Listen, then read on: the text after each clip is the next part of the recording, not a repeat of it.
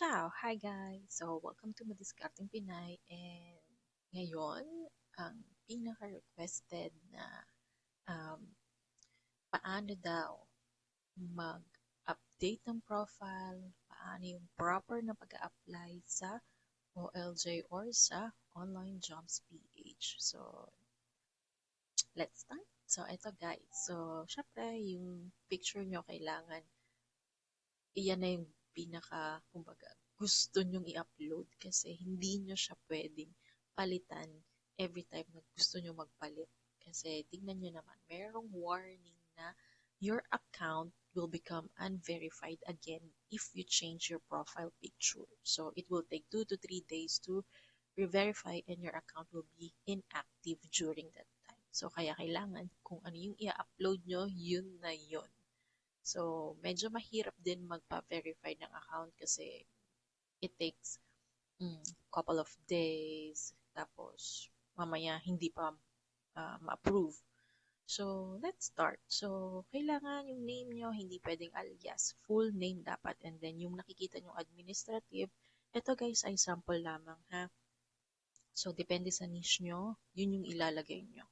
And then sa ID proof, kailangan ito ay mapataas nyo. Kailangan 95 or 100 if kaya. So, kasi pag mababa sa 50 ang ID proof, meron kayong mga jobs na hindi maa-applyan. So, kailangan verified din. So, makikita nyo sa right screen nyo, yung basic information. So, yung age nyo, gender, portfolio if meron, and address, and then itong dist. So, ito yung test na kailangan nyo talagang i-take. So, hindi naman to yung parang mga subjects na merong passing grade. So, ito yung mga parang ano lang to, character or personal um, test. Yon, tungkol lang to sa inyo. So, don't worry. And then sa overview, kung makikita nyo yung pinakataas, ito ay if you're looking for full-time or part-time. Syempre, full-time ang ilagay nyo kahit pa naghanap kayo ng part-time or meron kayong ma-apply na part-time, full-time ang ilagay nyo dyan, guys. And then yung um, charge nyo sa client. And then yung dito sa pangalawa, yung kung ano yung na-reach nyong degree or bachelor's degree or high school. So, dyan nyo siya ilagay. And then, yung profile description. So, dito naman ilagay nyo yung, highlight nyo lang yung skills and experience nyo. So, hindi nyo na kailangan yung i-detail nyo kasi limited lang yung, I think, yung character nito. So, short lang or naka-summary yung skills and experience. So, and then, sa top skill, so, ito ay tatlo lang. So, tatlo lang yung mailalagay nating 5-star. And then, sa other skills, ay tatlo lang din. So, wag na kayo maglagay ng 3, 2, 1 na stars. Kumbaga, hindi na siya masyado maganda sa profile mo. So, 5 and 4, okay na yan. And then, ganon yung pag-update sa profile. And then, pagdating naman sa pag-a-apply ng job. So, hanap tayo ng job. So, eto guys. Ulitin ko lang, ito ay sample lang and meron dalawang klase sa OLJ. So, merong agency and direct client. So, pag malalaman nyo naman, pag agency, kung merong assessment, meron kayong mga kailangan i-fill out na forms, and then meron kayong assessment na parang first interview or initial interview, meron mga ganon. Pag direct client naman, nagme-message ang client and then nag-schedule agad ng interview. So, kailangan nyo lang minsan mag-intay ng 1 hanggang 2 linggo for agency kasi syempre, nag-screen pa sila ng iba't ibang VAs or ng freelancers. And then, sa client naman, ganun din. So, meron din silang iba pang mga ini-screen. So, kailangan lang din natin ng pasensya.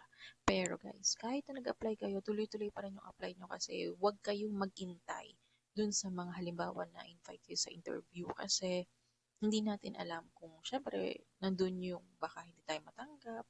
So, kaya kailangan dire-diretso lang yung apply. So, yun kasi yung medyo masaklap sa part ng waiting game. So, kailangan mo mag-intay na hindi mo alam kung magre-reply ba sila or hindi. Meron kasi talagang hindi nagre-reply na meron na pala silang nakuha. Meron din naman nag-iba na nagre-reply na ini-inform nila na yung job ay, kumbaga, meron na silang nakuha na perfect na candidate para dun sa job na yun. So ito guys, halimbawa lang ito, paano mag-apply. So ipapakita ko dito kung paano yung proper ng pag-apply. So kailangan basahin yung job overview simula umpisa hanggang dulo.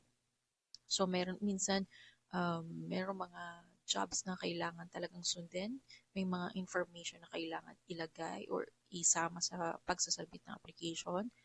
And then kasi mapapakita mo doon kung marunong kang sumunod kahit sa maliit na or simpleng instruction lang.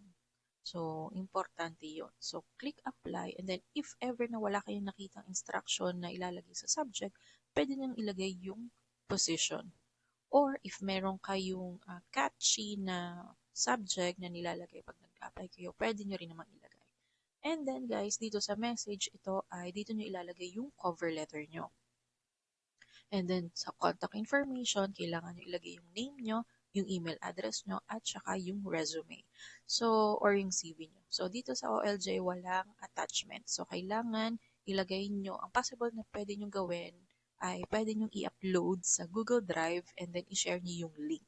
So, make sure yung link na i-share nyo ay na-view agad or may access agad. Magkaroon ng access agad ang client. Siyempre, ayaw naman natin ng, at hindi rin naman ang client mag-a-ask pa ng permission para lang ma-view yung iyong resume.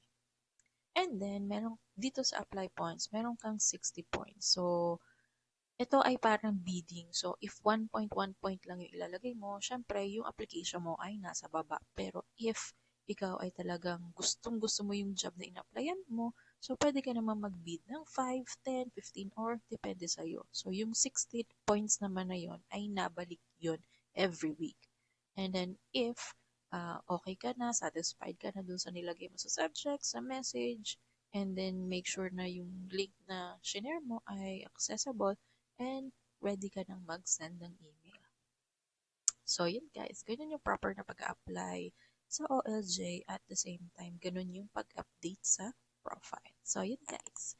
So, follow nyo si Virtual Diary by Friends. Alagay ko dito yung Facebook page para ma-follow nyo ako doon and nag-share tayo doon ng jobs or iba't ibang niche na pwedeng applyan every day. So, yun guys. If you have any questions, just let me know. Grazie.